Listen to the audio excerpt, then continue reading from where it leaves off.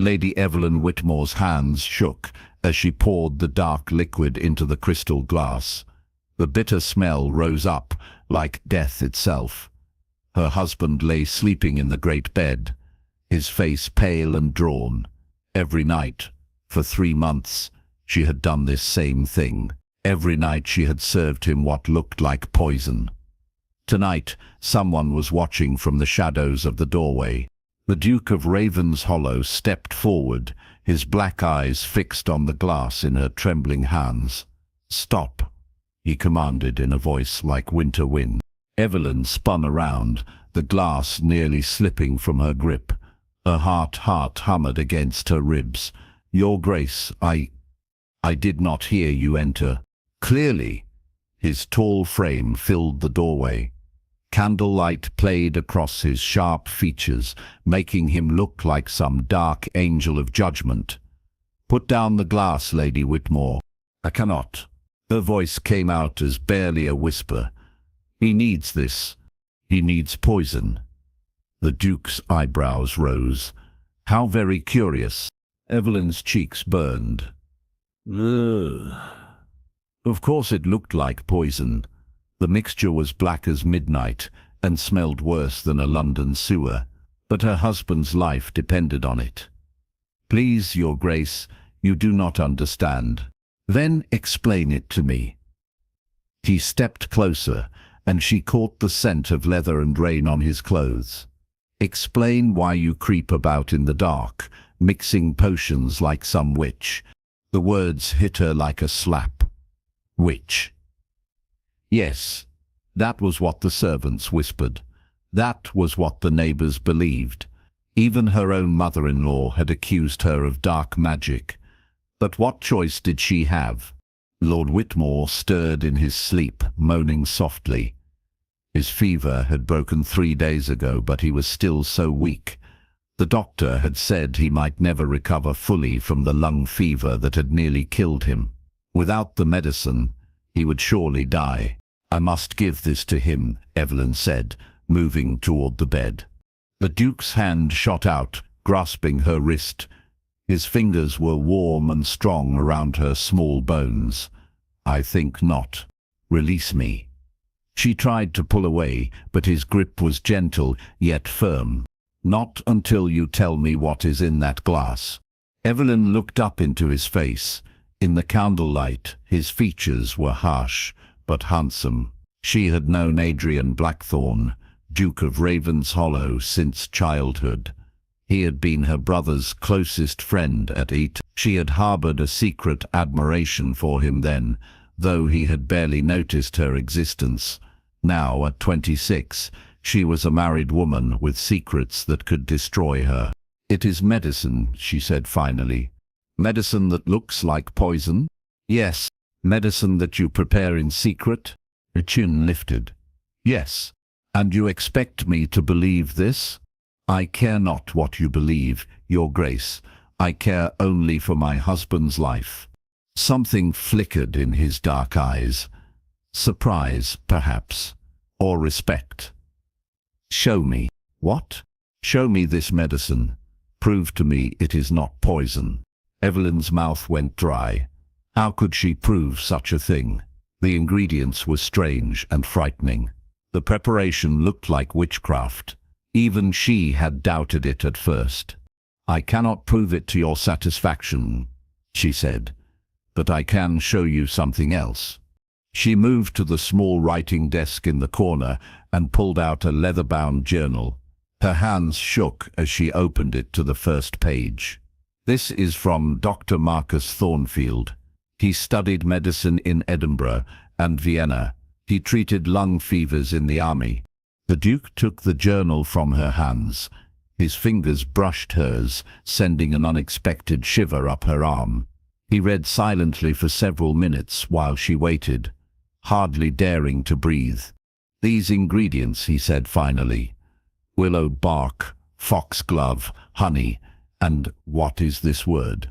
"Digitales. It comes from a flower. Dr. Thornfield says it helps the heart beat stronger." "And the black color?" "Charcoal. To draw out the poisons in his body." The Duke looked from the journal to the glass in her hand, then to her face. "Why did you not tell anyone? Why make it appear as if you were harming him?" Evelyn's throat tightened. How could she explain the fear that had consumed her these past months? The whispers, the stares, the way people crossed themselves when she passed. Her husband's family already blamed her for his illness. They said she was cursed, that her presence brought death and sickness. "Because no one would believe me," she said simply. "They would say I was lying. They would say I was a witch. And so you let them believe you were poisoning him instead?" It seemed easier. The Duke stared at her for a long moment. Then, to her amazement, he began to laugh. It was a rich, warm sound that filled the dark room. "Easier. Lady Whitmore, you have chosen the harder path by far." "Have I?" she asked, confused. "You have let yourself be branded a murderess to protect your reputation as a healer. Most people would do the opposite." Heat rose in her cheeks. "I am no healer, Your Grace. I am simply a woman trying to save her husband. With medicine you prepare yourself, following the notes of an Edinburgh-trained physician. Yes, I can see how that is nothing at all like healing." Was he mocking her? She could not tell from his tone. "Dr. Thornfield left his journal when he died of the same fever that took my husband. He said the medicine must be prepared fresh each night. He said it must be given at midnight when the body is most ready to accept healing." "And so you have been doing this for 3 months?" "Yes, every night." "Yes." "Alone?" The single word hung in the air between them. Alone. Yes, she had been alone. Her husband's illness had driven away most of their friends. His family blamed her and avoided the house. Even the servants whispered that she was cursed. "Yes," she whispered. The Duke stepped closer. In the candlelight, his face was gentle now, not harsh. That must have been very frightening. To her horror, tears sprang to her eyes. She had not cried once during these terrible months. She had been strong, determined, focused only on saving her husband's life. But now, faced with unexpected kindness, her carefully built walls began to crumble. "I was so afraid," she admitted. "Every night I was afraid it would not work, afraid he would die, afraid I was making him worse instead of better. But you continued anyway. What choice did I have? The doctors said there was nothing more they could do. They said to prepare for the worst. And you refused to accept that." "I could not." The tears were flowing freely now. "He is my husband. I made vows to care for him in sickness and health. I could not simply let him die." The Duke reached out and gently wiped a tear from her cheek. His touch was warm and tender, and it made her heart do strange things in her chest. "You are remarkable, Lady Whitmore. I am nothing special. You are wrong." His voice was soft but firm. "You are extraordinary." Lord Whitmore stirred again, and Evelyn remembered the glass still in her hand. "I must give him the medicine now. It must be midnight exactly, or it will not work properly." The Duke nodded and stepped back. She approached the bed and gently shook her husband's shoulder. Charles, you must wake up." Charles Whitmore opened his eyes slowly. They were clearer now than they had been in weeks, though still weak. "Evelyn?" "Yes, my dear, time for your medicine." He made a face at the glass but did not protest. He had learned to trust her, even when the medicine tasted terrible. He drank it down quickly, grimacing at the bitter taste. "There," she said, smoothing his hair back from his forehead. "Try to sleep now." Charles nodded and closed his eyes. Within minutes, he was breathing deeply and evenly. The medicine always helped him sleep better. Evelyn turned back to the Duke, who had been watching silently. "You see? It is medicine, not poison."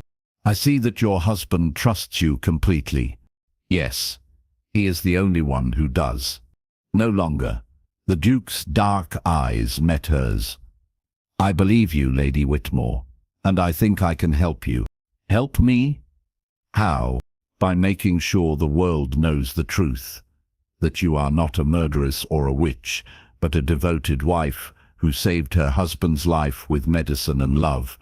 Evelyn's heart began to race. Why would you do such a thing? Because it is the right thing to do, and because... He paused, seeming to struggle with his words.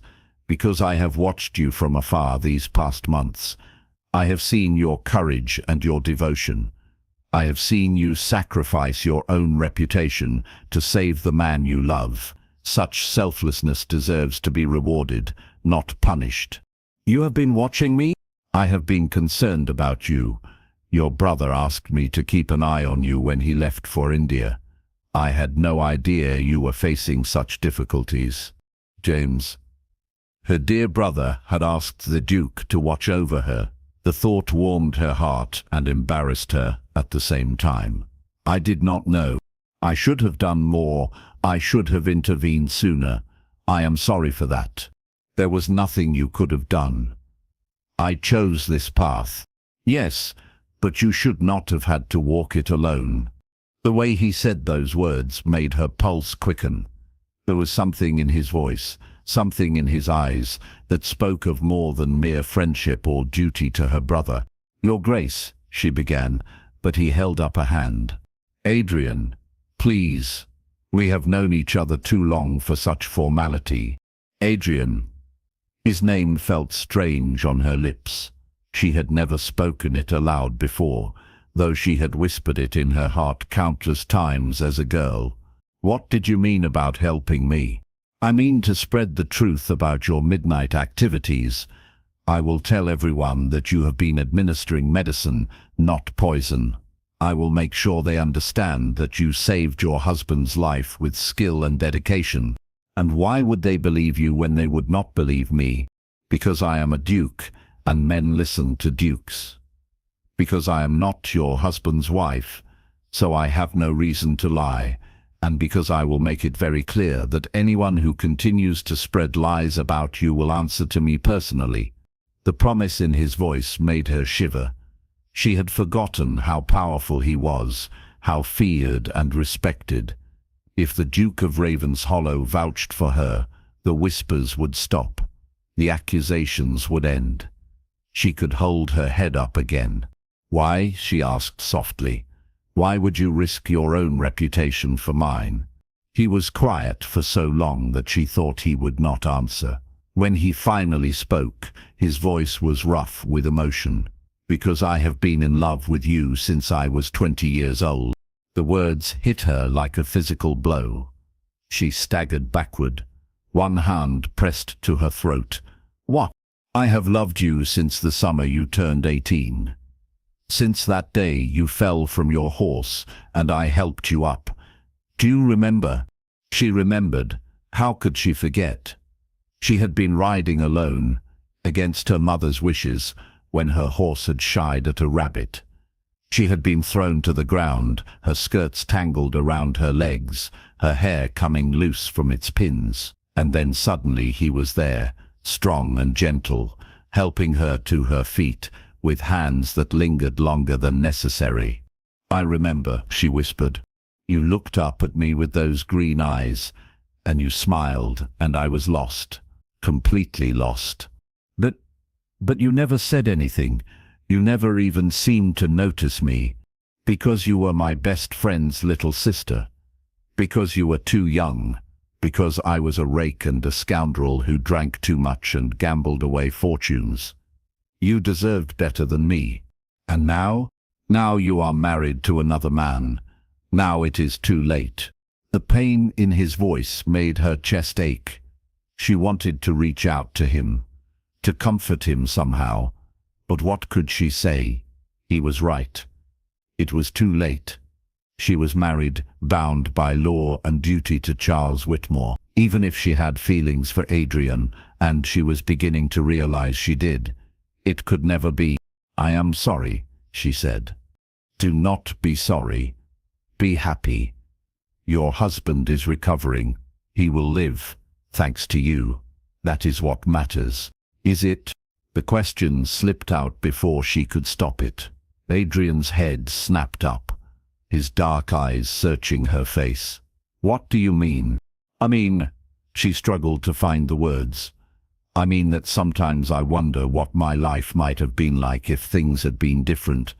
Evelyn. Her name on his lips was like a prayer. Do not say such things. Why not? It is true. When I was a girl, I used to dream about you. I used to imagine what it would be like if you noticed me, if you cared for me the way I cared for you. And now? Now I am a married woman who should not be having such thoughts. But you are having them. It was not a question. She could see in his eyes that he knew the truth. She was having such thoughts, standing here in the candlelit room. With her husband sleeping peacefully nearby, she was thinking about what it would be like to be kissed by Adrian Blackthorne. She was thinking about what it would feel like to be held in his strong arms, to hear him whisper words of love in her ear. Yes, she admitted. I am having them. Evelyn. He stepped closer, and she could see the conflict in his face. Honor warring with desire. Duty battling with love. We cannot.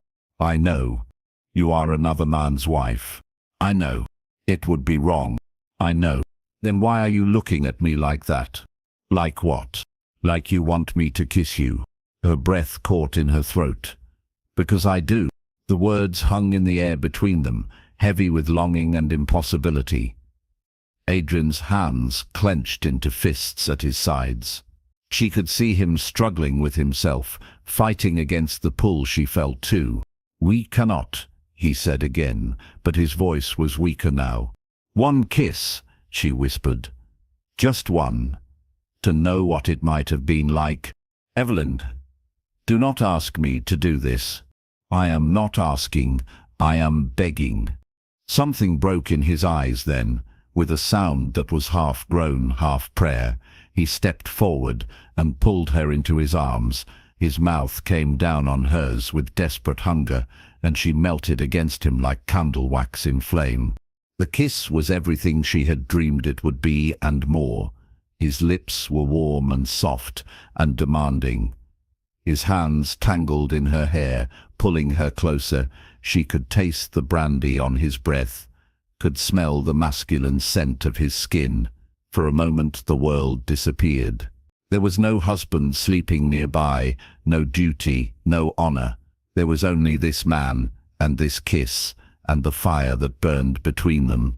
When they finally broke apart, both were breathing hard. Adrian rested his forehead against hers, his eyes closed tight. That was a mistake. Was it? Yes, the biggest mistake of my life. Why? Because now I know what I am missing. Now I know what it feels like to hold you, to kiss you, and I will have to live with that knowledge for the rest of my life. Tears pricked her eyes again. Adrian. No. He stepped back, putting distance between them. We cannot do this again. We cannot betray your husband like this. Charles is a good man who loves you.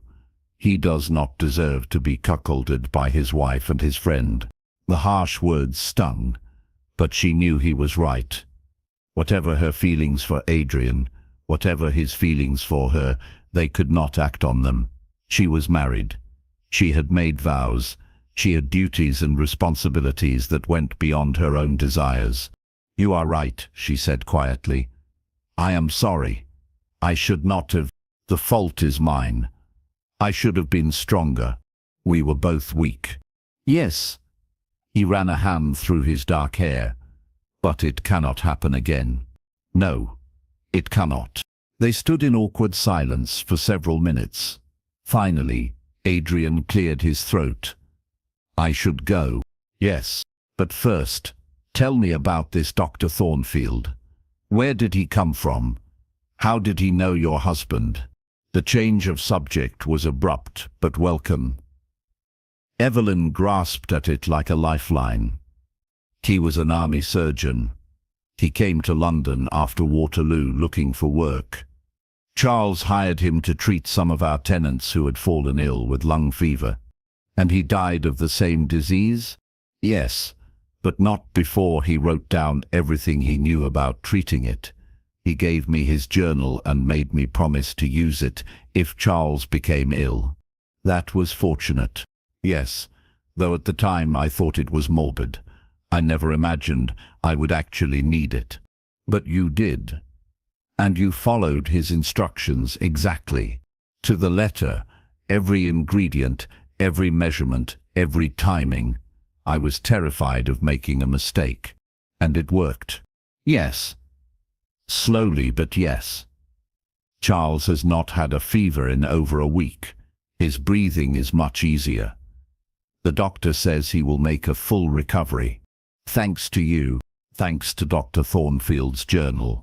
No, Adrian said firmly. Thanks to you, you could have thrown the journal away. You could have accepted the doctor's verdict and let him die. Instead, you chose to fight. You chose to learn, to try, to risk everything for his life. That took courage, Evelyn. More courage than most people possess.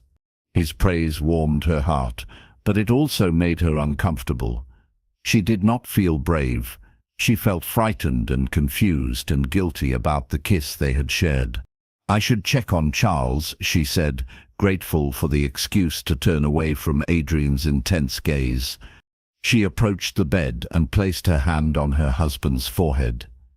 It was cool and dry. His color was good. His breathing steady and deep. For the first time in months, she allowed herself to believe he would truly recover. He looks well, Adrian observed from behind her. Yes, much better than he has in weeks. You have saved his life. We do not know that yet. I know it. Look at him, Evelyn. Look at the color in his cheeks, the ease of his breathing. That is not the sleep of a dying man. She wanted to believe him, but she had learned to be cautious with hope. Too many times over the past months, she had thought Charles was improving, only to see him relapse into fever and delirium. Perhaps, she said carefully. Not perhaps. Certainly. Adrian moved to stand beside her, careful not to touch her. Your husband is a lucky man. Is he? He has a wife who would risk everything to save him.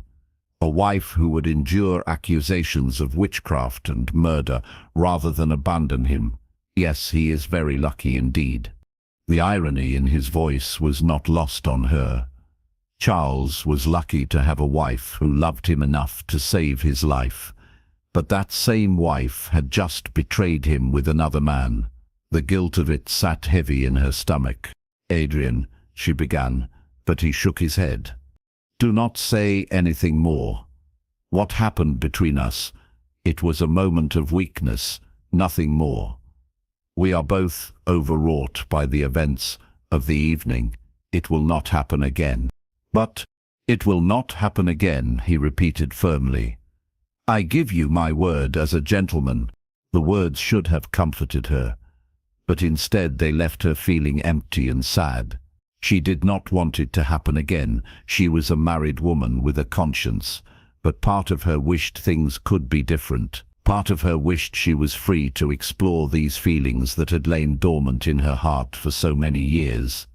I understand, she said. Good. He moved toward the door.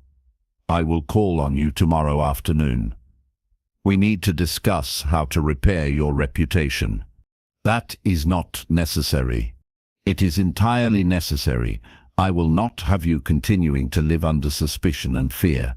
The truth must be told. And if people do not believe the truth, they will believe it when I tell it. There was that ducal arrogance again, but Evelyn found it comforting rather than annoying. For so long she had felt powerless against the whispers and accusations. The idea that someone with Adrian's influence was willing to champion her cause filled her with relief. Thank you, she said simply. Do not thank me. I should have done this months ago. You did not know. I should have known. I should have been paying closer attention. I should have realized you were in trouble and offered my help. Why did you not? He paused in the doorway, his hand on the frame. Because I was a coward. Because I knew that if I spent too much time around you, I would do something foolish. Something like what happened tonight. Adrian, good night, Lady Whitmore. Sleep well. And then he was gone, leaving her alone with her sleeping husband and her churning thoughts. She sank into the chair beside the bed and put her head in her hands. What had she done? What had they done? She had kissed another man, not just any man, but her brother's best friend, a duke, a man she had dreamed about since girlhood. And not a casual, meaningless kiss, but something deep and passionate and real. Something that had shaken her to her core and made her question everything she thought she knew about herself. She was not the sort of woman who had affairs. She was not the sort of woman who betrayed her husband. She had always prided herself on her moral character, her sense of duty and honor. Yet tonight, she had thrown all of that away for a few moments in Adrian's arms. And the worst part was, she did not entirely regret it. Oh, she felt guilty. Terribly, horribly guilty. But she could not bring herself to wish it had never happened. For too many years, she had wondered what it would be like to be kissed by Adrian Blackthorne.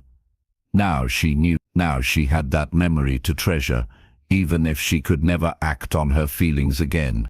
Charles stirred in his sleep, and she reached out to touch his hand.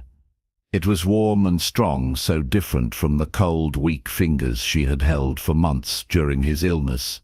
He was getting better. He was going to live. That was what mattered. That was what she had to focus on. Not the way Adrian's eyes had darkened with desire. Not the way his hands had felt in her hair. Not the way her heart had hammered against her ribs when he pulled her close. She was a married woman. She had duties and responsibilities. She could not, she would not, allow herself to be distracted by impossible dreams. But as she sat in the dark room listening to her husband's steady breathing, she could not stop thinking about the man who had just walked out of her life forever. The next morning brought sunshine and the sound of birds singing outside her window. Evelyn woke in the chair beside Charles' bed, her neck stiff from sleeping upright. She blinked in the bright light, momentarily disoriented. "Good morning, my dear." She turned to see Charles, sitting up in bed, his eyes clear and alert. He looked better than he had in months, color in his cheeks, strength in his voice. For a moment, she forgot all about Adrian and the kiss, and the guilt. Her husband was truly getting well. "Charles." She rose quickly and went to him, pressing her hand to his forehead. No fever. His skin was cool and dry. "How do you feel?" "Hungry," he said with a smile, "remarkably hungry." It was the first time he had expressed interest in food in weeks. Tears of relief sprang to her eyes. "I will ring for breakfast immediately." "In a moment." He caught her hand and looked at her seriously. "First, I want to thank you." "Thank me? For what?" "For saving my life. I know what you have been doing, Evelyn. I know about the medicine, about the journal, about the risks you have taken." Her breath caught. "You know, I am not blind, my dear. Even in my delirium, I understood some of what was happening. I heard the servants whispering. I saw the fear in the doctor's eyes.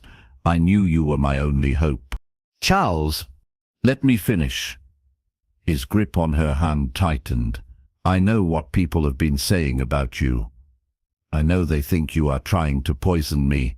I know you have endured their suspicions and accusations without complaint. You have sacrificed your reputation to save my life, and I can never repay that debt. You do not need to repay anything. You are my husband. I love you, and I love you more than I can say. You are the most remarkable woman I have ever known." The words should have filled her with joy, but instead they made her guilt burn hotter. Her husband was praising her for her devotion, while she had spent the night dreaming of another man's kiss. "I am not remarkable," she said. "I am just a woman trying to take care of her husband." "No, you are extraordinary, and I promise you I will make sure everyone knows it. I will make sure they understand what you have done for me." "How?" "I will tell them. I will stand up in church and announce to the world that my wife saved my life with medicine, not magic. I will make sure they know you are a healer, not a witch." "Charles, you do not need to." "Yes, I do. I have been weak and sick for too long. I have let you bear this burden alone, but I am strong enough now to defend you, and I will." She squeezed his hand, overwhelmed by his words. This was why she had married him. Charles Whitmore was a good man, an honorable man, a man who would stand by his wife no matter what. She did not deserve him. "I will ring for breakfast," she said, eager to escape his loving gaze. But as she reached for the bell pull, there was a knock at the door. "Come in," Charles called. To Evelyn's dismay, Adrian walked into the room. He was impeccably dressed, as always, his dark hair perfectly styled, his face showing no trace of the passion they had shared the night before. He looked every inch the powerful Duke, remote and controlled. "Your Grace," Charles said, struggling to sit up straighter. "What an unexpected pleasure." "Please, do not exert yourself," Adrian said smoothly. "I came to check on your health. Lady Whitmore told me you were recovering well." Evelyn's cheeks burned. When had she told him that? Oh yes, during their midnight conversation, before the kiss that had changed everything. "Indeed I am," Charles replied, "thanks entirely to my devoted wife." "Yes," Adrian said, his eyes meeting Evelyn's briefly before looking away. "Lady Whitmore's dedication has been remarkable." The word hung in the air between them, loaded with meaning.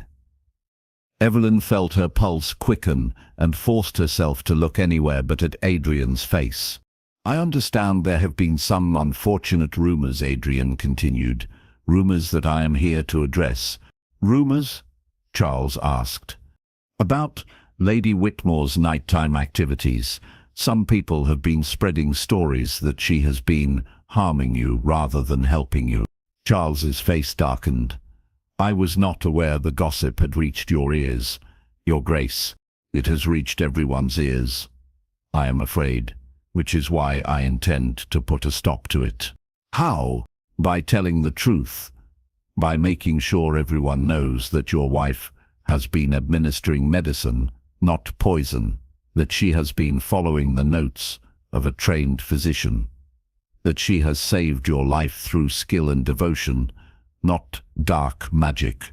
Charles looked at Evelyn with surprise. "You told him about Dr. Thornfield's journal?" "Yes," she said quietly. "Last night." "Last night?" Charles frowned. "What were you doing here last night, Your Grace?" Adrian's expression did not change, but Evelyn saw a muscle twitch in his jaw. "I came to check on you both. Your brother asked me to keep an eye on Lady Whitmore while he is in India. I have been negligent in that duty." "I see." Charles did not look entirely convinced, but he was too weak to pursue the matter.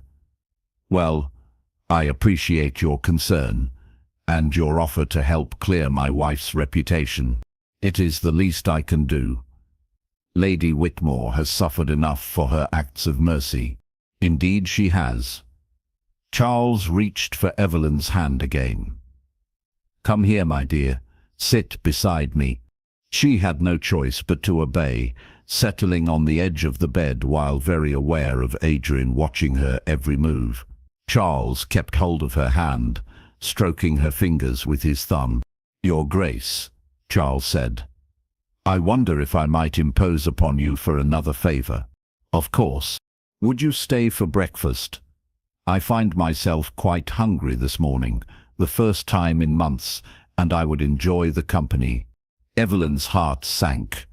The last thing she wanted was to sit through a meal with Adrian, pretending that nothing had happened between them, while her husband held her hand and praised her devotion. "I would not want to intrude on your recovery," Adrian said carefully. "Nonsense. You are family, practically speaking, my wife's brother's dearest friend. Besides, I owe you a debt of gratitude for looking out for Evelyn in my absence." "Your absence?" "Well, my illness. I have not been much of a husband these past months, I am afraid. Too weak to protect her from gossip and speculation. But you have been watching over her, and for that I am grateful." If only he knew how Adrian had been watching over her, Evelyn thought miserably. If only he knew about the kiss, about the confession of love, about the way her heart still raced whenever the Duke looked at her. "Lady Whitmore is perfectly capable of taking care of herself," Adrian said. "But I am happy to have been of service, modest as always." Charles smiled. "What do you say, my dear? Shall we invite His Grace to break his fast with us?" Evelyn could hardly refuse without appearing rude. "Of course. I will ring for extra place settings." "Wonderful." Charles squeezed her hand. "It will be like old times when you and James and His Grace used to visit. Do you remember, Evelyn? You were just a girl then, but you used to hang on every word His Grace spoke." Heat flooded her cheeks. "I was very young, and very impressed by dukes," Charles teased. "I remember being quite jealous of the attention you paid him." "Charles, please," she murmured, mortified. "What?" "It is true. I used to wonder if I would ever capture your notice the way His Grace did, so effortlessly. But you did," she said quickly, desperate to change the subject. "You captured much more than my notice." "Did I? Sometimes I wonder." There was something wistful in his voice that made her look at him sharply. Did he suspect something? Had he noticed the way she looked at Adrian? The way she blushed when his name was mentioned? "Of course you did," she said firmly. "You won my heart completely." "I am glad to hear it." But his eyes were thoughtful as they moved between her and Adrian. The breakfast was every bit as awkward as Evelyn had feared. Charles, energized by his recovery, was talkative and jovial. He regaled Adrian with stories of his illness, praising Evelyn's care at every turn. He described her midnight vigils, her careful preparation of the medicine, her refusal to give up hope even when the doctors had pronounced him doomed. "She is a saint," he declared, raising his teacup in a toast. "An absolute saint.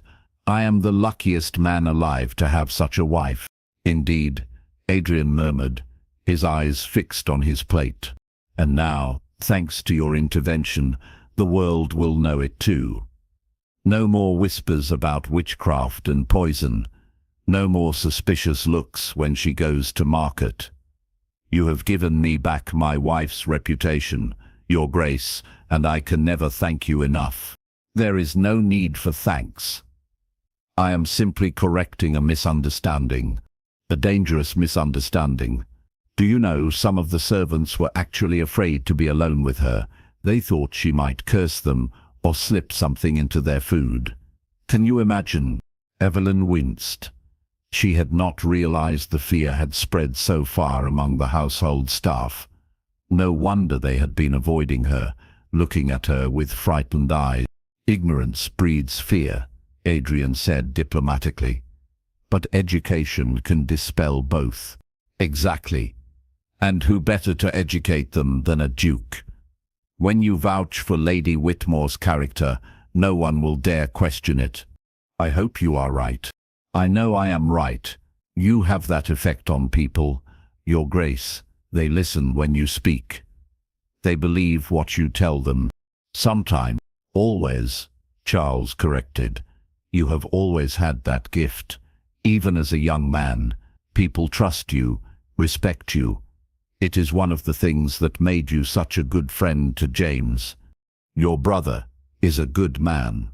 Yes, he is, and he will be so grateful when he learns what you have done for his sister. You have gone above and beyond the call of friendship. Adrian's jaw tightened almost imperceptibly. I have done only what honor demanded. Honor, yes, but also kindness. Not every man would have taken such an interest in a friend's sister. Not every man would have gone to such lengths to protect her reputation. Lady Whitmore deserves protection. She does indeed. Charles reached over and squeezed her hand again. She deserves the world. The conversation continued in this vein for another half-hour, with Charles praising Evelyn and thanking Adrian while the two objects of his gratitude sat in uncomfortable silence. Finally, Adrian rose from his chair. "I should take my leave," he said. "You need your rest, Whitmore, and I have business to attend to." "Of course, but you will call again soon? Now that I am recovering, I hope we can renew our friendship properly." Yes, of course. Excellent. And Your Grace, thank you again for everything." Adrian nodded stiffly and turned to Evelyn. "Lady Whitmore, I trust you will continue to follow Dr. Thornfield's instructions until your husband is fully recovered." "Yes, Your Grace." "Good. I will call again soon to check on your progress." He bowed formally and left the room, leaving Evelyn alone with her husband and her guilt. Charles watched the door close behind Adrian with a thoughtful expression. "He seemed rather tense," Charles observed. "Did he? I had not noticed." I wonder if something is troubling him. He used to be more relaxed, more at ease. But today he seemed almost distant. Perhaps he is simply busy with his estates. Perhaps. Charles turned to look at her directly. "Evelyn, may I ask you something?" Her heart began to pound. "Of course. Last night, when His Grace came to check on us, what exactly happened?" "What do you mean?" I have vague memories of voices, of conversation, but I was not fully awake. I wondered if there was anything I should know about." She could not meet his eyes. "He was concerned about the medicine I was giving you. He thought it might be harmful." "And you convinced him otherwise?" "Yes, I showed him Dr. Thornfield's journal." "I see. And that satisfied him?" "Yes." "Good. I would hate for him to think poorly of you. His opinion matters a great deal to me." "I know." Charles was quiet for a moment, studying her face. Then he smiled and leaned back against his pillows. "Well, no matter. What is important is that he understands the truth now, and soon everyone else will too." "Yes." "You seem tired, my dear. Why do not you rest for a while?" "I think I will sleep myself. I find I am still quite weak, despite my improved appetite." She nodded gratefully and rose from the bed. "I will check on you later, Evelyn." She turned back. "Yes, I love you more than life itself. I hope you know that."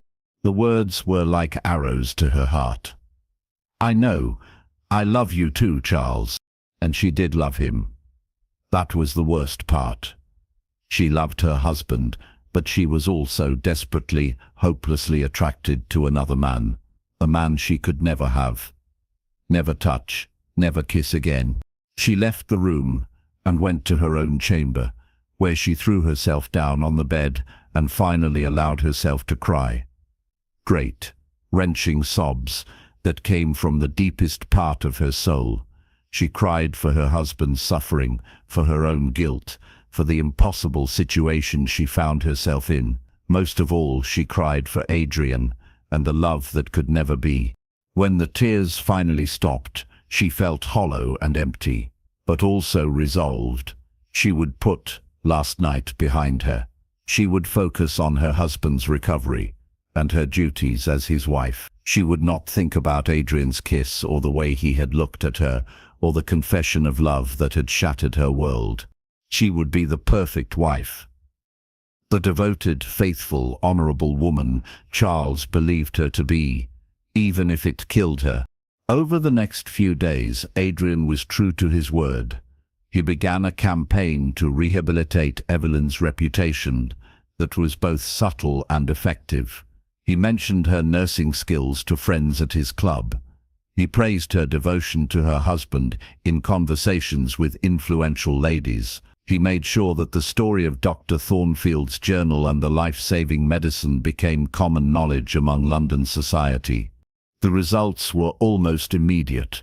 The suspicious look stopped. The whispered conversations ended. Instead, people began to speak of Lady Whitmore with admiration and respect. She was no longer the witch who poisoned her husband, but the devoted wife who had saved his life with skill and determination. Charles continued to improve each day. His appetite returned fully. His strength grew and his color became healthier.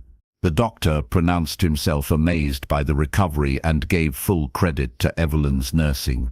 Within a week, Charles was strong enough to leave his bed for several hours at a time. Within 2 weeks, he was taking short walks in the garden. "It is a miracle," the doctor told Evelyn. "I have never seen such a complete recovery from lung fever. Your husband is extraordinarily fortunate to have you as his wife." Evelyn accepted the praise with mixed feelings.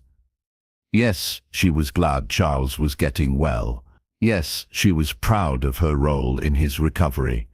But the constant accolades made her guilt burn hotter. Everyone praised her devotion and faithfulness while she harbored secret feelings for another man. Adrian kept his promise to call regularly, but their interactions were formal and distant. He never came alone, always bringing a friend or timing his visits to coincide with other callers. When he spoke to her, it was with polite courtesy and nothing more. To anyone watching, he was simply a family friend, checking on an invalid's progress. But Evelyn could see the strain in his eyes. She could see the way his hands clenched when Charles praised her devotion. She could see the pain he was trying so hard to hide. It matched her own. 3 weeks after their midnight encounter, Charles announced that he felt strong enough to attend church services. It would be his first public appearance since his illness, and he was determined to make it memorable. "I want to thank everyone publicly," he told Evelyn as she helped him dress in his finest clothes. "I want to stand up in front of the entire congregation and tell them what you have done for me." "Charles, that is not necessary." "It is absolutely necessary. These people doubted you, whispered about you, treated you like a pariah. They owe you an apology, and I intend to make sure they deliver it." Evelyn's stomach churned with anxiety. She did not want to be the center of attention, did not want everyone staring at her and speculating about her marriage. But Charles was determined, and she could not dissuade him without appearing ungrateful for his support. The church was packed that Sunday morning. Word had spread that Lord Whitmore would be making his first public appearance since his near-fatal illness. Everyone wanted to see the man who had supposedly been rising from his deathbed, thanks to his wife's mysterious ministrations. Evelyn sat in the family pew, acutely aware of the eyes upon her. Some faces showed curiosity, others admiration, still others skeptical doubt. She kept her gaze fixed on her prayer book and tried to ignore the whispers. Adrian was there too, sitting with several other prominent gentlemen in the front of the church. He did not look at her directly, but she could feel his presence like a physical weight. When the service ended, the vicar announced that Lord Whitmore wished to address the congregation. Charles rose slowly, still somewhat weak, but determined. Evelyn's heart pounded as he cleared his throat and began to speak. "My friends," he said, his voice carrying clearly through the church, "I stand before you today as a man reborn. 3 months ago, I was dying of lung fever. The doctors had given up hope. My family was preparing for my funeral. but my wife refused to accept defeat. A murmur ran through the congregation. Charles continued, his voice growing stronger. Lady Whitmore found the journal of Dr. Marcus Thornfield, a trained physician who had studied the treatment of lung fever in Edinburgh and Vienna. She followed his instructions exactly, preparing medicine each night and administering it at midnight, when my body was most receptive to healing. The murmur grew louder. Some people looked impressed, others skeptical. "I know there have been rumors," Charles said, his voice hardening slightly. "Rumors that my wife was trying to harm me rather than heal me. These rumors are not only false, they are cruel and unjust. My wife saved my life with skill, dedication, and love. She endured months of suspicion and fear to do what no doctor could do. She brought me back from the brink of death." He paused, looking directly at several people who had been among the worst gossips. "I want everyone in this room to understand something. Lady Whitmore is not a witch. She is not a poisoner. She is a healer, a devoted wife, and the most courageous woman I have ever known. Anyone who continues to spread lies about her will answer to me personally." The church was dead silent now. Charles's words had been delivered with unmistakable authority and conviction. No one would dare challenge him directly. Furthermore, Charles continued, "I want to thank His Grace, the Duke of Ravenshollow, for his support during this difficult time. He investigated the rumors about my wife and determined them to be false.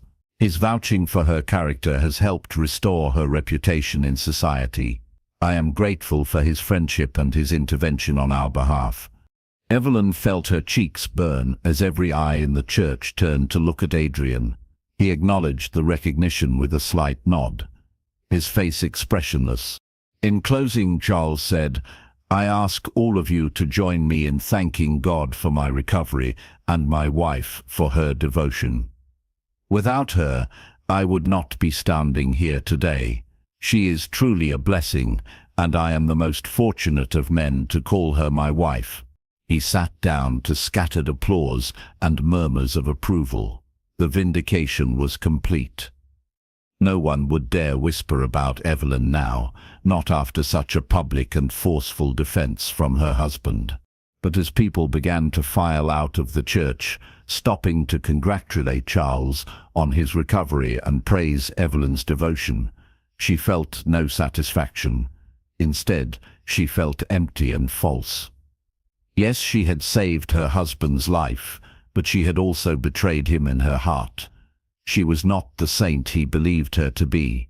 "Lady Whitmore," a voice said beside her. She turned to see Mrs. Pemberton, one of the worst gossips in the parish. The woman's face was red with embarrassment. "I owe you an apology. I may have spoken hastily about your nighttime activities. I hope you can forgive me." "Of course," Evelyn replied graciously, though she wanted nothing more than to escape.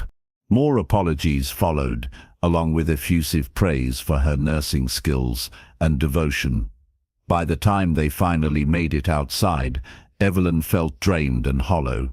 "That went well," Charles said with satisfaction as their carriage pulled away from the church. "I think we can consider your reputation fully restored." "Yes. Thank you for speaking on my behalf. It was the least I could do. You have sacrificed so much for me, Evelyn. I wanted everyone to know it." She nodded and turned to look out the carriage window. As they drove past the church, she saw Adrian standing with a group of gentlemen, his dark head bent in conversation. For just a moment, he looked up and their eyes met through the glass. The pain in his gaze made her chest ache. Then the carriage turned a corner, and he was gone. That afternoon, Charles announced that he wanted to take a walk in their garden. It was a beautiful day, warm and sunny, and he said the fresh air would do him good. Evelyn agreed readily, grateful for any distraction from her churning thoughts. They strolled slowly along the gravel paths. Charles's arm linked through hers for support.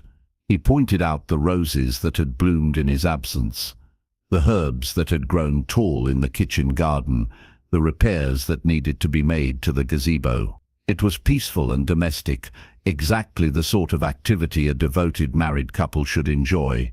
"I have been thinking," Charles said as they paused beside the fountain in the center of the garden. "About what?"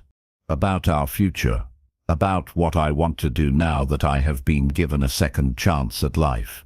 "And what is that?" "I want to travel. I want to see the world with you, Evelyn. I want to visit Paris and Rome and Vienna. I want to show you all the places I have dreamed of seeing." The idea should have excited her, but instead it filled her with a strange sadness. Travel would mean leaving London, leaving England, leaving Adrian. "That sounds wonderful," she said, forcing enthusiasm into her voice. "Does it? You seem less than thrilled." "No, I am simply surprised. You have never expressed interest in travel before." "Because I was not living before. Not really. I was simply existing, going through the motions of life without truly appreciating it. My illness has taught me how precious time is, how important it is to seize every opportunity for happiness." "Yes, I suppose it has. Which is why I want to ask you something, and I want you to answer me honestly." Her heart began to race. "What?" Charles stopped walking and turned to face her directly. His eyes were serious, searching. "Are you happy, Evelyn? Truly happy?" The question caught her off guard. "What do you mean?" "I mean, are you content with your life? With our marriage? With me?" "Of course I am." "Why would you ask such a thing?" "Because lately you seem distant, troubled. Even before my illness I noticed it. You smile and say the right things, but there is something in your eyes, something sad and yearning." Her mouth went dry. How could she answer such a question honestly without destroying everything? "I am fine, Charles. Perhaps a bit tired from the strain of the past few months, but fine." "Is that all it is? Fatigue?" "Yes." He studied her face for a long moment. "Evelyn, if there is something troubling you, something you need to tell me, I hope you know you can trust me with it." "There is nothing to tell. Nothing at all." The way he said it made her wonder if he suspected something. Did he know about Adrian's visit that night? Had he heard more than he let on? Did he guess at the feelings she was trying so hard to hide? "Nothing," she repeated firmly. Charles nodded slowly, but his expression remained troubled. "Very well, but promise me something." "What?" "Promise me that if you are ever unhappy, if you ever need anything, you will tell me. I want to be a good husband to you, Evelyn. I want to make you happy." The words were like knives to her heart. "You do make me happy, Charles. You are a wonderful husband." "Am I?" "Sometimes I wonder if I have been too complacent, too focused on my own concerns to pay proper attention to yours." "That is not true." "Is it not? When did we last have a real conversation about your dreams, your desires? When did we last talk about what you want from life beyond being my wife?" She could not remember. Their conversations had always been pleasant, but superficial, focused on daily concerns and social obligations. They had never delved deep into matters of the heart or soul. "I am content with being your wife," she said. "But is contentment enough? Should not marriage offer more than mere contentment?" The question hung in the air between them. Evelyn did not know how to answer it. She had thought she was content with her marriage, had believed that affection and respect were sufficient foundations for a happy life. But Adrian's kiss had awakened longings she had not known she possessed. It had shown her what passion felt like, what it meant to be desired with desperate intensity. "I think," she said carefully, "that contentment is more than many people achieve in marriage." "Perhaps. But you deserve more than contentment, Evelyn. You deserve to be cherished, adored, worshipped. You deserve a love that sets your soul on fire. The words were so close to what she felt for Adrian that she nearly gasped aloud. Charles, I know I am not the most romantic of husbands. I know I do not speak of love as poets do, with flowery words and grand gestures, but I do love you more than you know, and I want you to be happy. I am happy. Are you? Then why do you sometimes look at me with such sadness in your eyes? Why do you turn away when I reach for you? Why do you seem so far away, even when you are right beside me? She had not realized her feelings were so transparent. She thought she had been hiding her inner turmoil successfully, but apparently Charles was more observant than she had given him credit for. I do not mean to seem distant, she said. Perhaps I am more affected by recent events than I realized. The illness, you mean? The rumors and gossip? Yes. It has been a difficult time. Of course it has. I am sorry, my dear. I have been so focused on my own recovery that I have not given proper thought to what you have endured. The strain must have been enormous. It is over now. Yes, thanks to you and to His grace. Charles's expression grew thoughtful. I must say, I was surprised by the extent of his intervention on your behalf. Surprised? Well, yes. I mean, I know he is James's friend, and I know he promised to keep an eye on you, but going to such lengths to clear your reputation, it suggests a level of concern that goes beyond mere friendship. Evelyn's heart began to pound. I think he simply felt it was the right thing to do. Perhaps he cares for you more than he lets on. The words hit her like a physical blow. Did Charles suspect? Had he guessed at Adrian's feelings? I am sure you are mistaken, she said, as calmly as she could manage.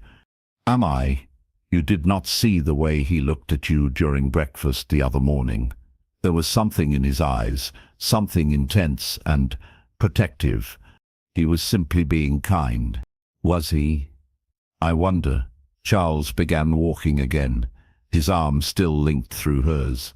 You know, I have always suspected that His Grace harbored tender feelings for you. What? Oh yes.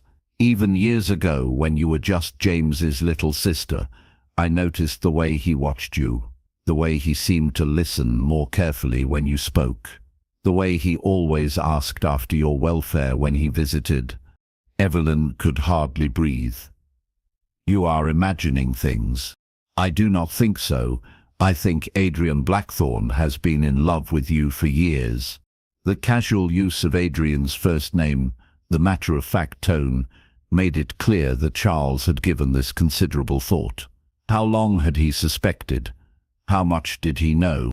Charles, please, you are making too much of simple courtesy. Am I? Tell me, Evelyn, how do you feel about His Grace? The direct question made her stumble slightly. Charles steadied her with his free hand, his eyes never leaving her face. What do you mean? I mean, do you care for him? Beyond the gratitude you naturally feel for his recent assistance, she could not lie outright, not when he was looking at her so intently. I have always admired him. Admired him? Yes, he is an impressive man. Intelligent, honorable, powerful, and handsome. Charles, what are you getting at? I am trying to understand something that has been troubling me. You see, I have been wondering if your recent sadness, your distance, might have something to do with His Grace. I do not understand. I think you do. Charles stopped walking and turned to face her again. I think you have feelings for him, Evelyn. Feelings that go beyond admiration or gratitude. The accusation hung in the air between them. Evelyn felt trapped, cornered, like a fox facing the hounds. She could deny it, but Charles was clearly not going to be satisfied with simple denials. He had seen too much, guessed too much. And if I did? she asked quietly. Then I would understand why you have seemed so unhappy lately. The response was not what she had expected. She had braced herself for anger, accusations, demands for explanations. Instead, Charles sounded almost sympathetic. You are not angry? How can I be angry? I have suspected for some time that your heart was not entirely mine. I had hoped I was wrong, but recent events had confirmed my fears. Charles, let me finish. I know you are a woman of honor, Evelyn. I know you have never acted on these feelings, never betrayed our marriage vows, but I also know that loving someone you cannot have is a special kind of torment. Tears sprang to her eyes. I have tried to put such thoughts aside. I have tried to be the wife you deserve, and you have been. You have been everything a man could ask for in a wife. Faithful, devoted, caring. You saved my life at great cost to yourself. I could not ask for more. Then why are we having this conversation? Because I love you enough to want you to be happy. Truly happy. And I do not think you can be happy as long as you are torn between duty and desire. The words were like arrows to her heart. What are you saying? I am saying that perhaps we should consider other arrangements. Other arrangements? A separation, a quiet dissolution of our marriage. Nothing scandalous, nothing that would harm either of our reputations, but an end to bonds that have become burdensome. Evelyn stared at him in shock. You want to dissolve our marriage? I want you to be happy. If that means setting you free to pursue your heart's desire, then yes. But I cannot. It would be wrong. It would be sinful. Would it, to end a marriage that brings neither party joy? To allow two people to find love where their hearts lead them? You speak as if you want this separation as much as I do. Charles was quiet for a moment, his eyes distant. Perhaps I do. What do you mean? I mean that I, too, have been living a lie, Evelyn.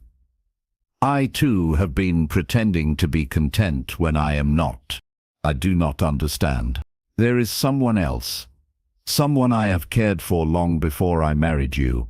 Someone I gave up because duty demanded it. The revelation hit her like a thunderbolt. Who? Miss Sarah Hartwell, James's cousin. Do you remember her? Evelyn remembered. Sarah Hartwell was a beautiful, vivacious woman 2 years younger than Evelyn. She had always been kind and charming, with golden hair and laughing blue eyes.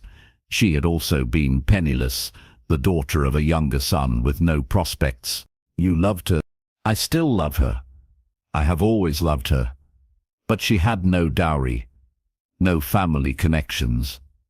My father forbade the match and arranged my marriage to you instead. And you agreed.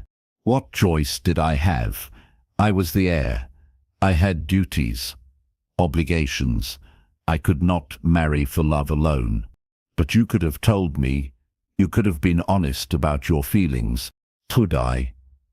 What purpose would it have served? You were a good match, Evelyn. Your family was respectable, your dowry adequate. I thought I could learn to love you properly in time. And did you? I learned to care for you deeply, to respect and admire you. But love, true love, that remained with Sarah. They walked in silence for several minutes, both lost in their own thoughts. Finally, Evelyn spoke. What happened to her, to Miss Hartwell? She never married. She lives quietly in the country, caring for her aging parents. She has refused several offers, though none were particularly advantageous. Because she still loves you? I believe so. We have corresponded occasionally over the years. Nothing improper, you understand. Just friendly letters. But I have always sensed that her feelings remain unchanged. And yours? Unchanged as well. Evelyn felt a strange mixture of emotions. Relief that she was not the only one harboring secret feelings. guilt that she had been so blind to her husband's pain, sadness that they had both spent years pretending to be happy when they were not.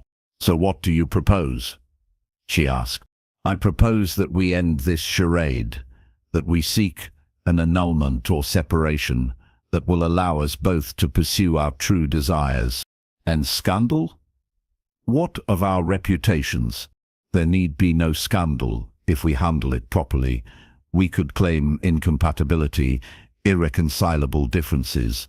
Many couples separate quietly these days. And then you would be free to accept His Grace's suit, if he chose to offer it, and I would be free to court Sarah properly." The idea was both thrilling and terrifying. To be free to love Adrian openly, to accept his affections without guilt or shame, it was everything she had dreamed of and everything she had thought impossible. "Do you think he would offer for me, I mean?" "I think," Charles said with a slight smile, "that His Grace would move heaven and earth to make you his wife, if he thought you were free to accept him." "But the scandal?" "What scandal?" "A duke marrying a recently separated woman. Society might whisper for a few weeks, but His Grace's position is too powerful for anyone to cut you directly, especially after his recent championship of your character. You have thought this through carefully." "I have thought of little else since my recovery began. Seeing you so unhappy, so torn between duty and desire, has been almost as painful as the illness itself." They had reached the house, but neither moved toward the door. Instead, they stood in the garden, contemplating a future neither had dared imagine. "There is one thing," Evelyn said finally. "What?" "How do we know that Adrian, that His Grace, returns my feelings? He has never spoken of love, never indicated any interest beyond friendship." Charles laughed, a rich sound full of amusement. "My dear wife, the man nearly challenged Lord Pemberton to a duel last week for making a disparaging comment about your reputation. He has spent a fortune having flowers delivered to ladies of influence, all to spread favorable stories about your character. He looks at you as if you hung the moon and stars. Trust me, his feelings are not in question, but he has never said anything. Because you are married to another man. Because he is an honorable gentleman who would never compromise a married woman. But if you were free," Charles shook his head, "if you were free, I believe he would propose within the week." The thought made her heart race with possibility. To be Adrian's wife, to share his name and his bed and his life, it was a dream she had hardly dared acknowledge, even to herself. "And you truly would not object? You would not think ill of me for choosing another man over you?" "Evelyn, we have both been living a polite lie for years. We care for each other, respect each other, but we are not in love, not the way married couples should be. Setting each other free would be an act of kindness, not betrayal. How would we? I will speak to my solicitor tomorrow. Quietly, discreetly, we can claim that the strain of my illness has revealed irreconcilable differences in our temperaments. It is not uncommon for couples to discover incompatibility after such trials. And in the meantime, we continue as we are. Nothing changes until the legal arrangements are complete.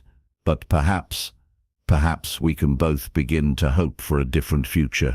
That evening, Evelyn sat in her sitting room, staring into the fire and trying to absorb everything that had happened. In the space of a single conversation, her entire life had been turned upside down. She was going to be separated from her husband. She was going to be free to love Adrian openly. It should have filled her with joy, but instead she felt strangely numb. For so long she had accepted that her feelings for Adrian were impossible, forbidden. The idea that they might soon be not only possible but encouraged was almost too much to comprehend. A soft knock at the door interrupted her thoughts. "Come in," she called. To her surprise, Charles entered, still dressed in his evening clothes. "I hope I am not disturbing you." "Not at all.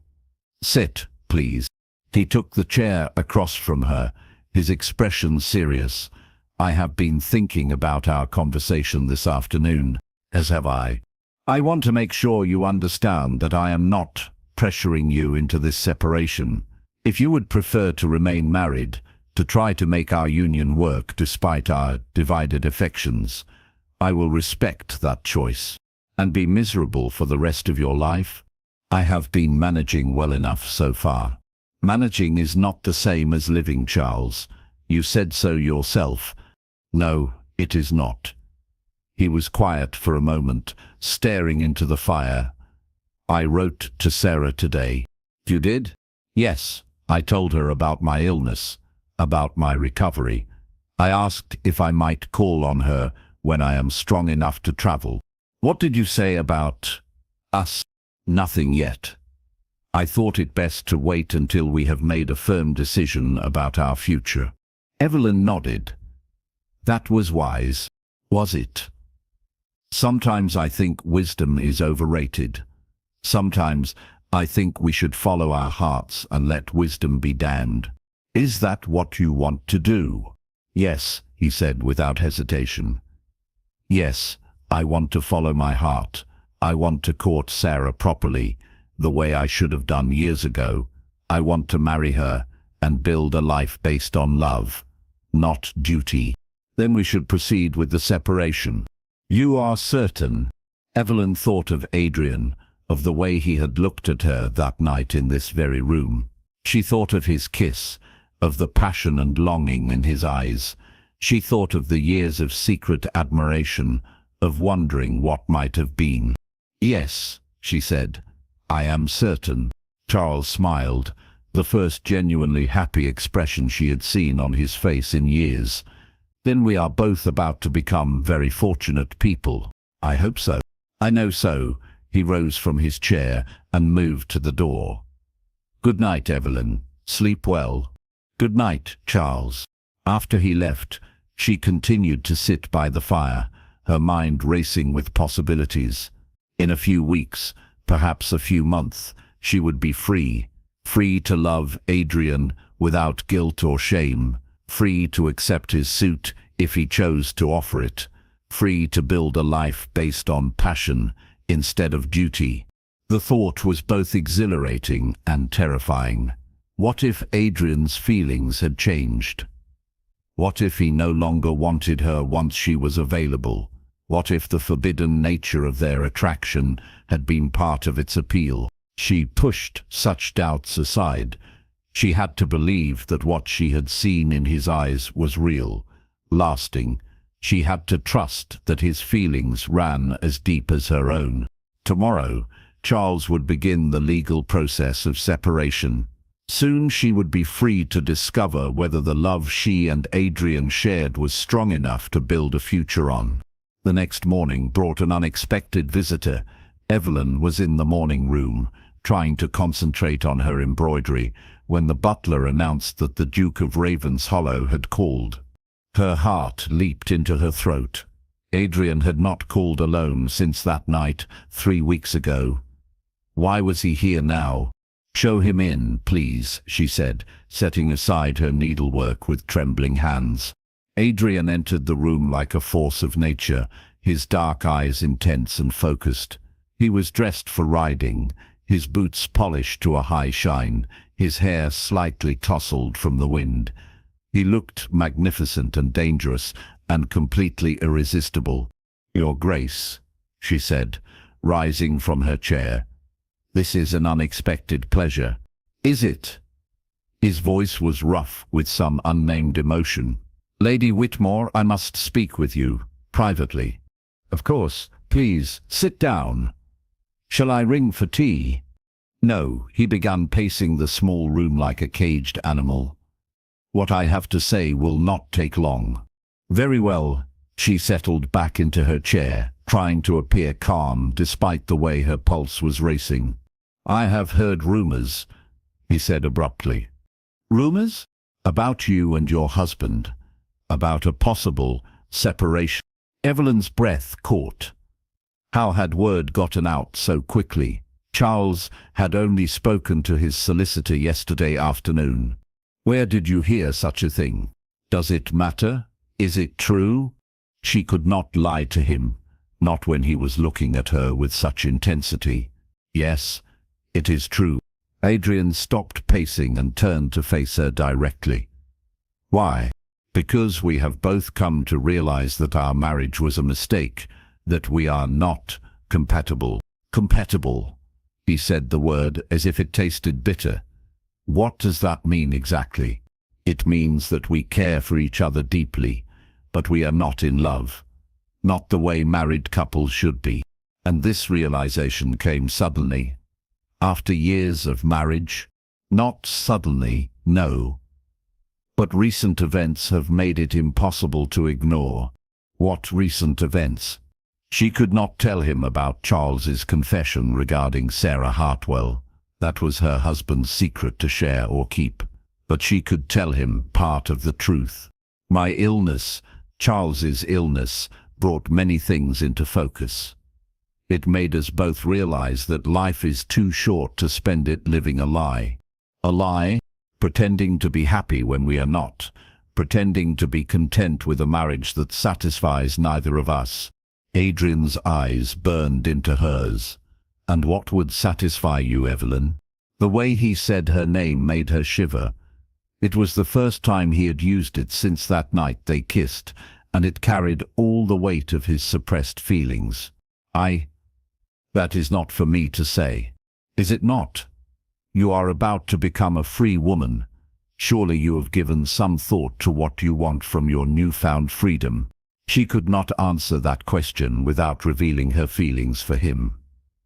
Not when he was standing so close, looking at her with such intensity. Adrian, she began, but he held up a hand. No. Let me speak first. I have something to tell you, something I should have said weeks ago. What? I am leaving England. The words hit her like a physical blow. What? I am leaving for the continent next week. Business matters that require my personal attention. For how long? Indefinitely, perhaps permanently. But why?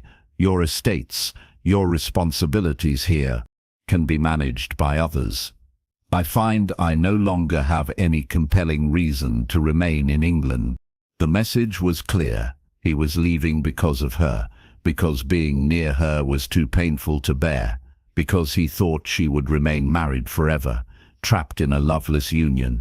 Adrian, if you knew about the separation, I know about it now, but I also know it changes nothing.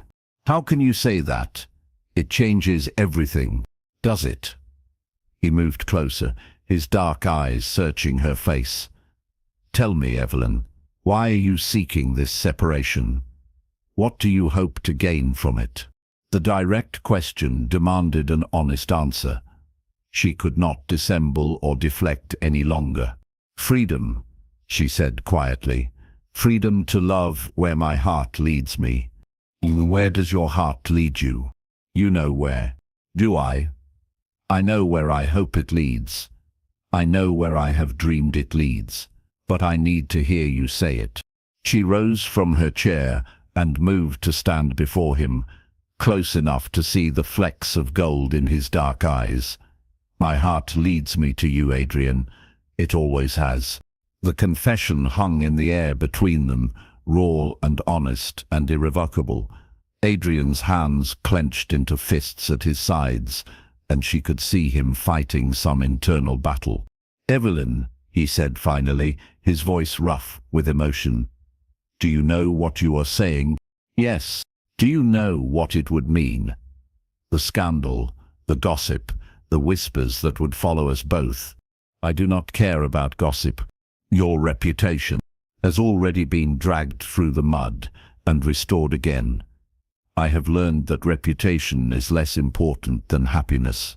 And you think you could be happy with me? I think I could be complete with you. I think I could be the woman I was meant to be instead of the woman duty forced me to become. Something broke in his eyes then. With a sound that was half growl, half prayer, he pulled her into his arms and kissed her with desperate intensity. This kiss was different from their first, hungrier, more demanding, full of years of suppressed longing and the promise of a future together. She melted against him, her hands fisting in his shirt, her heart hammering against her ribs. This was what she had dreamed of, what she had yearned for. This was what love felt like when it was allowed to burn freely, instead of being banked and hidden. When they finally broke apart, both were breathing hard. Adrian rested his forehead against hers, his eyes closed tight. "I have wanted to do that for so long," he whispered. "As have I. Are you certain about this separation? About ending your marriage?" "Yes. Charles and I have discussed it thoroughly. We both want to be free to find real love. Charles knows about us. He suspects. He has suspected for some time. He is not angry, Adrian. He understands." "How can he understand? If you were my wife and another man looked at you the way I look at you, I would call him out. Because Charles has his own reasons for wanting freedom. There is someone else he has loved for years. Someone he gave up to marry me." Adrian pulled back to look at her directly. "Is that true?" "Yes. We have both been living a lie, pretending to be content when we were not. The separation will free us both to pursue our heart's desires. And your heart's desire is me." "Yes, if you want me." "If I want you," he laughed. A rich sound full of wonder and disbelief. "Evelyn, I have wanted you since I was 20 years old. I have dreamed of you, yearned for you, loved you from afar for years. Wanting you is not the question. Then what is? Whether I can make you happy. Whether I can be the husband you deserve. Whether I can give you the life you want. All I want is you. Your love, your loyalty, your presence beside me. Everything else is just details. Marriage to me will not be easy. I am not the most sociable of men. I can be difficult, demanding, possessive. I have a temper when roused, and I am not the most conventional of women. I mix medicines in the middle of the night and ignore society's expectations when it suits me. I think we are well matched." He smiled then, the first genuine smile she had seen from him in weeks. "Yes, I think we are. So you will not leave for the continent?" "Not unless you want to come with me. I hear Venice is beautiful in the spring." "Is that a proposal, Your Grace?" "That depends." "Would you accept it if it were?" "In a heartbeat." He kissed her again, softer this time but no less passionate. When they parted, his eyes were bright with joy and promise. "Then yes, Lady Evelyn Whitmore, I am proposing to you. Will you do me the extraordinary honor of becoming my wife?" "Yes," she breathed. "Yes, 1,000 times yes. Even though we will have to wait until your separation is finalized. I have waited years to be with you. I can wait a few months more. It will not be easy. There will be gossip, speculation, people who disapprove of our unconventional courtship. Let them disapprove. I care only for your opinion and my own conscience. And what does your conscience tell you? That love is worth fighting for, that happiness is worth pursuing, that we have both sacrificed enough for duty and propriety. Then we are agreed. Once you are free, we will marry immediately." "How immediately?" "Special license. Private ceremony. Just us and the vicar and whatever witnesses the law requires." "That sounds perfect, does it? Most women dream of large weddings with flowers and music and hundreds of guests. I am not most women. I dream of being your wife, and everything else is just pageantry." He kissed her forehead gently, reverently. "I love you, Evelyn, more than life itself. And I love you. I have loved you since I was 18 years old, and you helped me up from a fall. That long. That long. I was just too young and too afraid to understand what it meant. And now? Now I am neither young nor afraid. Now I know exactly what it means, and I am ready to embrace it fully. They stood together in the morning light, holding each other and planning their future. There would be challenges ahead. The legal process of separation, the gossip that would inevitably follow, the adjustments that came with any marriage, but they would face them together, bound by a love that had been tested by time and separation and had only grown stronger. "There is one thing we need to discuss," Adrian said eventually. "What?" "Your husband. How do we handle this transition? I do not want to cause him unnecessary pain or embarrassment. Charles is a good man. He wants us both to be happy. I think if we are discreet and respectful, he will support our union. I should speak to him. Formally, properly. Ask for his blessing, even though it is unconventional. He would appreciate that. Despite everything, he is still my husband until the separation is finalized. He deserves that courtesy. Then I will call on him this afternoon. Man to man, gentleman to gentleman. What will you say? The truth. That I love his wife and want to marry her when she is free. That I will treat her with honor and devotion. That I will make her happy in ways their current marriage cannot. And if he objects, then I will try to change his mind. But I do not think he will object. From what you have told me, he wants your happiness as much as I do. He does. He truly does." They talked for another hour, making plans and sharing dreams. When Adrian finally left, Evelyn felt lighter than she had in years.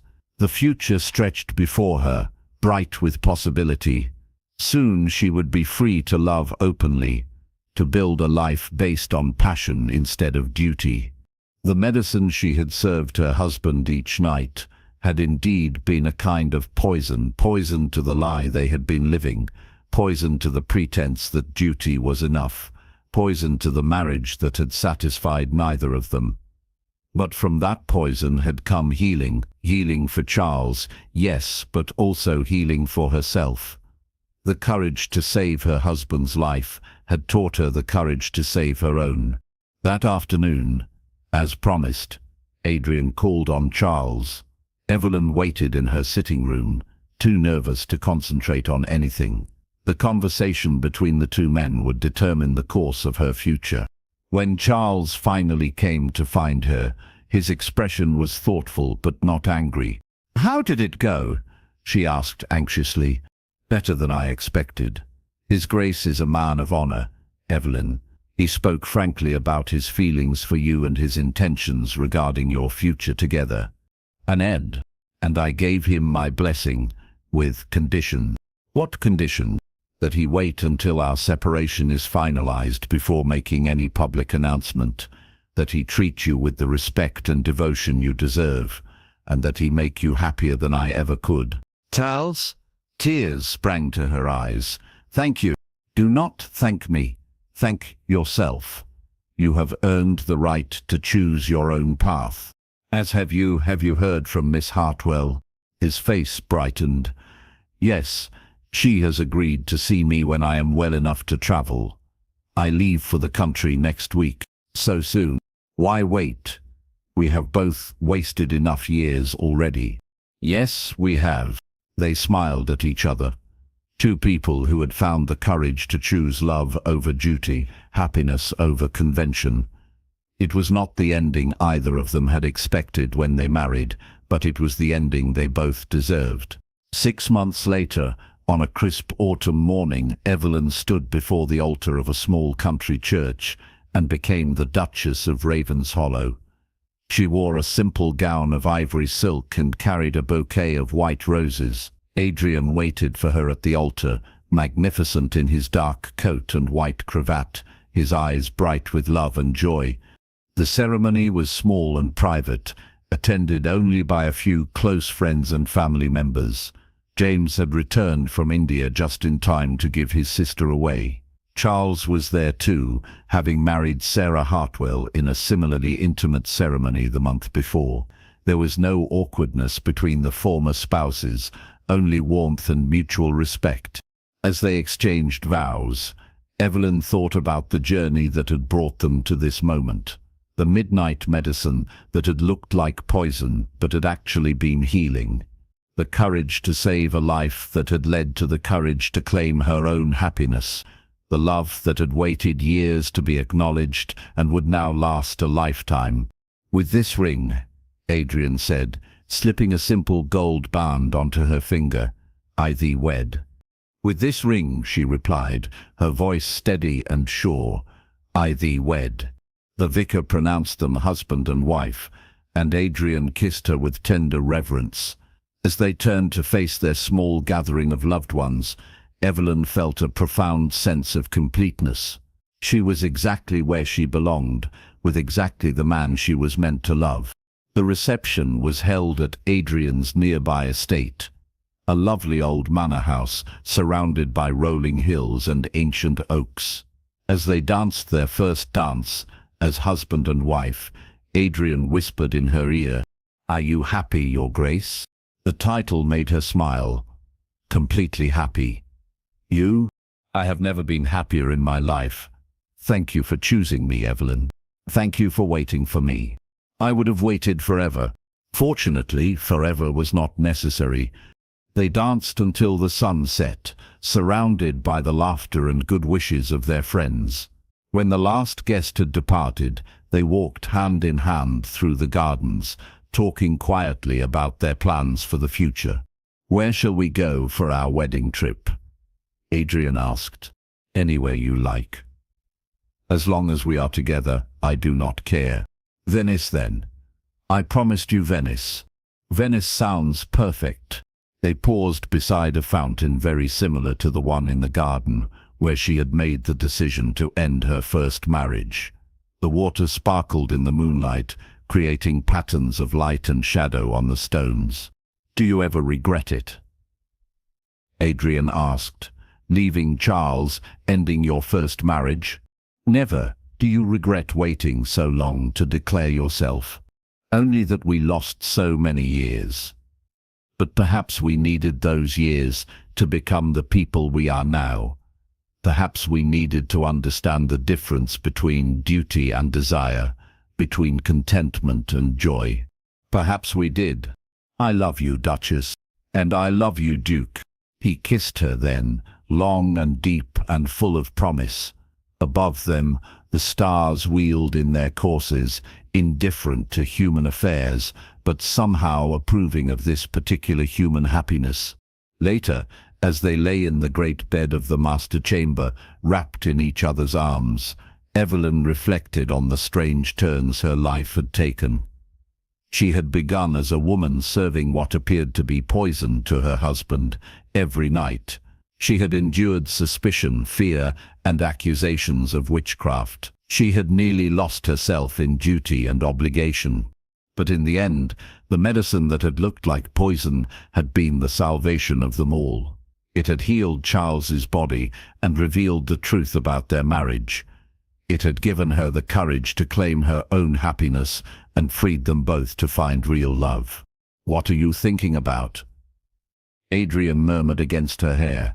"About medicine that looked like poison. About how sometimes what appears to be harmful is actually healing. And sometimes what appears to be duty is actually cowardice. And sometimes what appears to be impossible is actually inevitable." "Yes, we were inevitable, Evelyn."